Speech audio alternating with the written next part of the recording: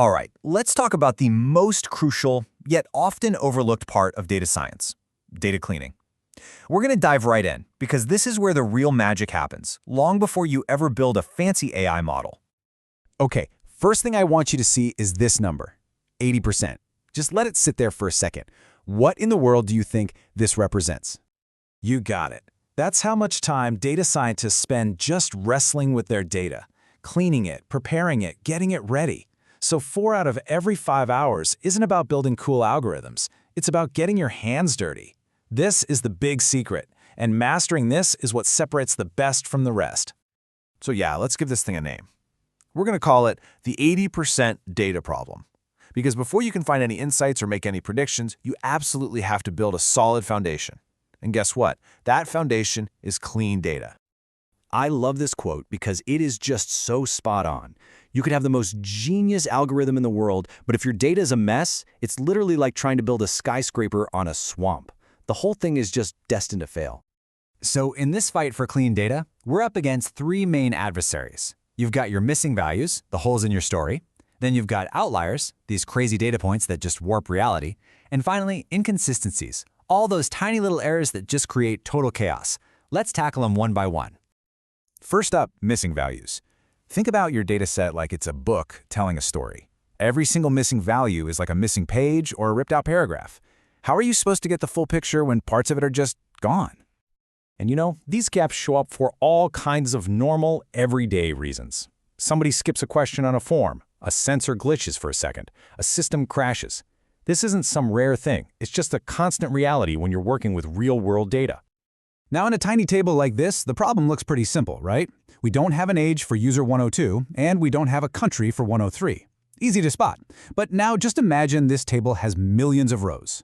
These little NaNs, which just stands for not a number, can hide everywhere and completely poison your results.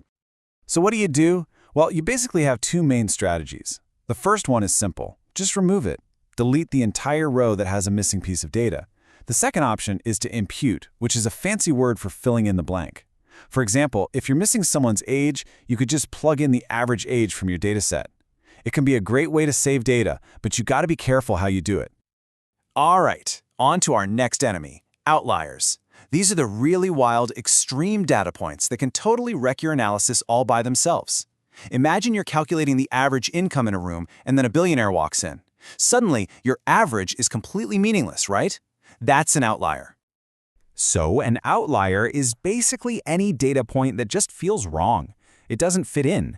Sometimes it's a real thing, like that billionaire, but a lot of the time it's just a mistake. Someone typed in an age of 400 instead of 40, or they accidentally added a few extra zeros to a salary. And this visualizes the problem perfectly. Just look at how that one single outlier salary makes the other normal salaries look tiny. If you tried to calculate an average from this data, you'd get a number that doesn't represent anyone. It literally creates a false picture of reality. So what's the game plan? Well, if it's a clear error, like that 400-year-old person, you can just remove it. For other cases, you might cap the value, basically saying nothing can be higher than a certain number. Or you can get a bit more mathematical and transform the data, which kind of pulls the extreme values in closer to everyone else. The point is, you have options beyond just deleting things. And that brings us to our third and final adversary, inconsistencies. Now, if an outlier is like one big haymaker punch, inconsistencies are like death by 1,000 cuts. It's all the little, frustrating ways your data just doesn't follow the rules. Just take a look at this table. It's an absolute nightmare for a computer. You've got a typo in Apple. You have weird capitalization with banana. And then look at the country column, USA, United States, and US. We know they all mean the same thing, but to a computer, those are 3 totally different countries. It's pure chaos. So the mission here is pretty simple, even if it's a bit tedious. It's all about standardization.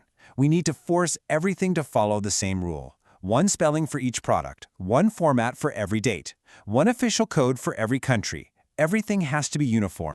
And voila, this is the beautiful result. Everything is clean, consistent, and standardized. United States and US both become USA, Canada becomes CAN. Now a machine can actually understand this data. That feeling of going from chaos to order, it's just so satisfying. Okay, so we've met the enemy and we know our goal. But how do we actually put this all into practice?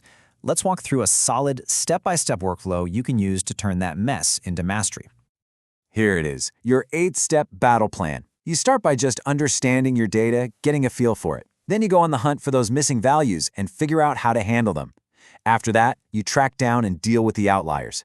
Then comes the big push. You fix all those inconsistencies and get rid of any duplicate rows. And finally, you validate your work to make sure it's actually clean, and then you save it. This is your roadmap.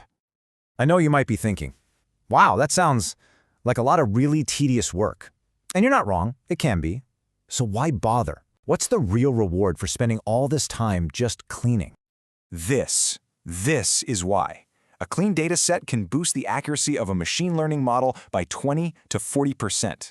That's not a tiny improvement. That's huge. That's the difference between a model that's kind of useless and one that can actually change a business. And that really is the heart of it all. Data cleaning isn't just the boring chore you have to do before the real work starts.